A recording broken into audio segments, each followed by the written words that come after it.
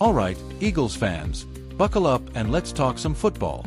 Can you believe it's been a full year since Jalen Hurts last walked off the field with a loss in a game he started and finished?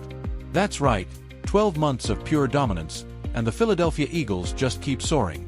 Last night, in the sweltering heat of Tampa Bay, our boys in Midnight Green took on a familiar foe, the Tampa Bay Buccaneers, and let me tell you, it was a tale of two halves that had us all on the edge of our seats.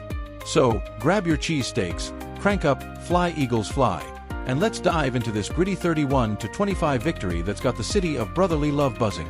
Let's set the stage at Raymond James Stadium, where the Eagles faced a Bucs team that's been a thorn in their side for years. Remember that heartbreaking loss in Tampa on September 29th last year? Well, Jalen Hurts wasn't about to let history repeat itself. In the first half, this man was a maestro, conducting the offense like a symphony. He completed 15 of 16 passes. Folks, that's a 93.8% completion rate. He carved up Todd Bowles' blitz-heavy defense like it was a Thanksgiving turkey, building a commanding 24-6 lead. A.J. Brown was hauling in passes, Devonta Smith was gliding through the secondary, and the offensive line, anchored by the legendary Jason Kelce, was giving Hurts all the time in the world. It was the kind of performance that makes you want to run through the streets of South Philly chanting, "EAGLES." But hold on, football, as Jalen Hurts so eloquently put it, is a humbling game. The second half. Well, let's just say it was a wake-up call. The Eagles' offense, which looked unstoppable early, hit a wall. Hurts went 0 for 8 passing, and the team managed a jaw-dropping -1 total yards in the final 30 minutes. -1 yard. You don't see that every day. The Bucs clawed their way back, narrowing the gap to 31-25, but thanks to an opportunistic Eagles defense, shout out to Hasten Reddick and Darius Slay for those clutch stops, Philly held on for the win. It wasn't pretty, but as head coach Nick Sirianni said, "We're not in the entertainment business, we're here to win football games." And win they did. Now, let's break this down. What made that first half so electric? Execution, plain and simple. Hurts was reading the defense like a veteran, finding his playmakers, and staying cool under pressure. The Eagles' up-tempo offense kept Tampa's defense on its heels, and offensive coordinator Kellen Moore deserves a nod for some brilliant play calling. A perfect example, that 22-yard touchdown pass to A.J. Brown in the second quarter, where Brown shook off two defenders with moves smoother than a Philly soul playlist. But in the second half, things got muddy, as Hurts put it. The Bucs adjusted, cranking up the pressure, and the Eagles' offense struggled to sustain drives. 3-and-outs piled up, and the rhythm was gone. Sirianni admitted post-game, "We can't go 3-and-out with a lead like that. That's not how we want to play." Let's zoom out for some context. This win moves the Eagles to a staggering 20-1 record since their last loss in Tampa a year ago. That's the kind of run that puts you in the same conversation as the 2004 Eagles, who stormed to a 13-1 start en route to the Super Bowl, or even the 2017 squad that brought home the franchise's first and only Lombardi trophy. Jalen Hurts, the reigning Super Bowl MVP, is cementing his place among Eagles greats like Donovan McNabb and Randall Cunningham. At just 27, he's already got a Super Bowl ring, a Heisman Trophy finalist nod from his Oklahoma days, and a leadership style that's as steady as the Liberty Bell. But he's not alone.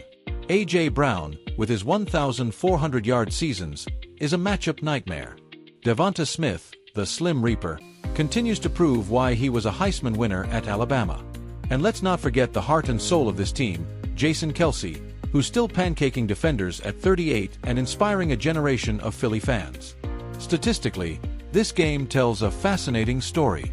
The Eagles' first-half offensive output, 24 points, 245 yards, ranks among their best halves this season. Compare that to their second-half collapse, and its clear execution is the difference between dominance and danger. Tampa's defense, led by All-Pro linebacker Lavonte David, deserves credit for flipping the script. They dialed up exotic blitzes, forcing Hurts into quick decisions. According to next-gen stats, Hurts faced pressure on 42% of his dropbacks in the second half, compared to just 18% in the first. That's a testament to Bowles' defensive wizardry, but also a reminder that the Eagles need to shore up their adjustments after halftime.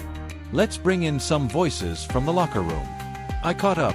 Well, let's say I imagine I caught up with Eagles defensive end Brandon Graham, who's been a Philly staple since the Obama administration. "Man, Jalen's our guy," Graham said with a grin. "He's out there ballin' in the first half, and even when things got tough, he kept us together. That's what leaders do." Meanwhile, a fictional South Philly fan, Joey from Delco, had this to say outside Lincoln Financial Field. "Yo, we almost gave that game away, but that's Eagles football, baby. Gritty till the end. Fly, Eagles, fly." And here's a hot take from ESPN analyst Mina Kimes, who I'm sure would agree. The Eagles are a Super Bowl contender when their offense clicks, but they've got to find consistency to go all the way. So, what does this win mean for the Eagles season? At 3-1, they're sitting pretty atop the NFC East, but the road ahead is no cakewalk. The Dallas Cowboys, with their high-powered offense led by Dak Prescott, are lurking. The New York Giants, despite their struggles, always play Philly tough. And don't sleep on the Washington Commanders, who've shown flashes of brilliance. This victory in Tampa, a place where the Eagles have historically struggled, sends a message. Philly is battle-tested and ready for the grind of the NFC playoff race. If they can clean up those second-half woes, the sky's the limit. Could we see another deep playoff run? Maybe even a return to the Super Bowl? Eagles fans, you know you're dreaming of it. Let's sprinkle in some Eagles trivia to fire up the fanbase. Did you know the "Fly Eagles Fly" fight song, originally written in 1958, was inspired by the team's underdog spirit? Or that the Eagles-Cowboys rivalry, one of the fiercest in sports, has seen over 120 matchups since 1960? And who could forget the Philly special from Super Bowl 52, when Nick Foles caught a touchdown pass on a trick play that still gives Eagles fans chills? Moments like these are why Philly bleeds green. Pop culture tie-in. Picture this. The Eagles' gritty win is straight out of a Rocky Balboa montage. Just like Rocky running up the art museum steps, this team keeps fighting, no matter the odds. And with the 2025 NFL season heating up, it's like we're watching a blockbuster unfold.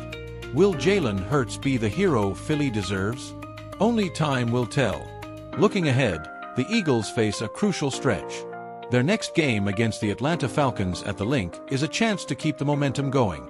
Atlanta's young offense, led by Bijan Robinson, will test Philly's defensive front, but if Hasten Reddick and Josh Sweat keep bringing the heat, the Eagles could roll.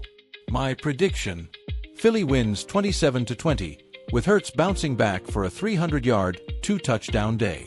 But the bigger picture is the playoffs. With a favorable schedule and a roster stacked with talent, the Eagles are poised to make noise in January. Could 2025 be the year they bring another Lombardi Trophy back to Broad Street? Eagles fans, this is your team, your city, your moment. From the packed stands at Lincoln Financial Field to the tailgates in Lot K, the passion in Philly is unmatched. So, let's keep the energy high. Tune in next Sunday as the Eagles take on the Falcons. Follow us on social media for the latest updates, highlights, and exclusive interviews. And hey, maybe crank up Sweet Caroline at your watch party. Because in Philly, we sing, we fight, and we fly. Fly, Eagles, fly.